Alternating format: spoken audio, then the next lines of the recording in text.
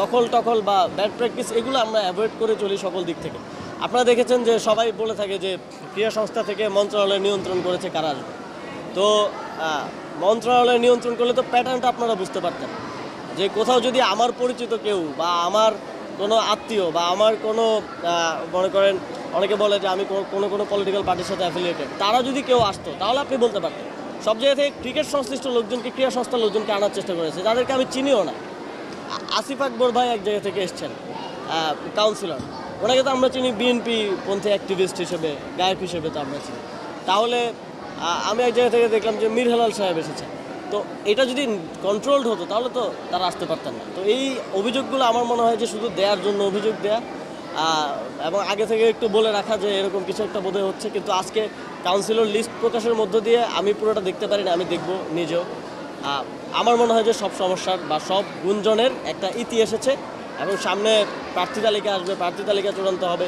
আর আমার মনে হয় না কোনো কিছু নিয়ে সমস্যার কোনো সুযোগ আছে। আমার মনে হয় আপনারা যদি ক্রিকেটকে সত্যিকার অর্থেই ডিসেন্ট্রালাইজ করতে চান তাহলে এই ঢাকা কেন্দ্রিকতা থেকে বের হতে হবে, ঢাকার উপর নির্ভরশীলতা থেকে অবশ্যই বের হতে হবে। আপনার কয়টা প্লেয়ার ঢাকা থেকে আসছে আমাকে দেখান, কয়টা প্লেয়ার এখন আমাদের ন্যাশনাল টিমে, যেই টিম যেমনই হোক, এটাই তো আমাদের বেস্ট প্লেয়াররা যারা ন্যাশনাল টিমে আছে, কয়জন আছেন ঢাকা থেকে?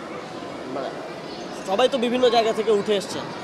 তো আমার মনে হয় ডিসেন্ট্রালাইজ করতে হলে এই যে সেট আপটা, এটাকে পুরোপুরি ঢেলে সাজাতে হবে। আমি আহ্বান করবো নতুন লিডারশিপ যারা আসবেন তারা ওইভাবে কনস্টিটিউশনটাকেও সাজাবেন।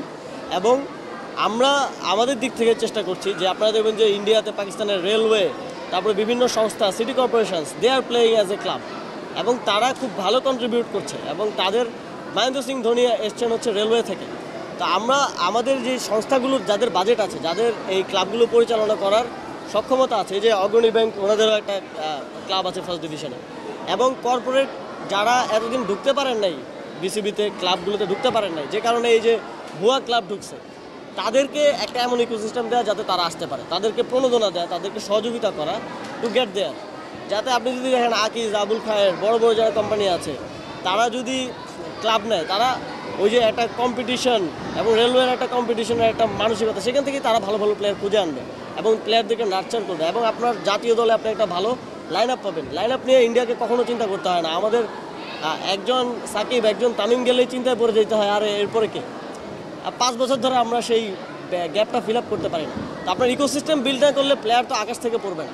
তো সেটার জন্য আমার মনে হয় যে এমনভাবে পলিসি নিউ লিডারশিপ এসে সাজাবেন, তারা 4 বছর কাজ করবেন, তাদের প্রতি আমার আহ্বান থাকবে যে তারা এমনভাবে তৈরি করবেন কনস্টিটিউশন থেকে শুরু করে ফুল ইকোসিস্টেমটাকে, যাতে করে যারা একদিন আসতে পারে নাই, যারা ক্রিকেটের জন্য ট্রুলি কন্ট্রিবিউট করতে চায়, তারা আসতে পারে।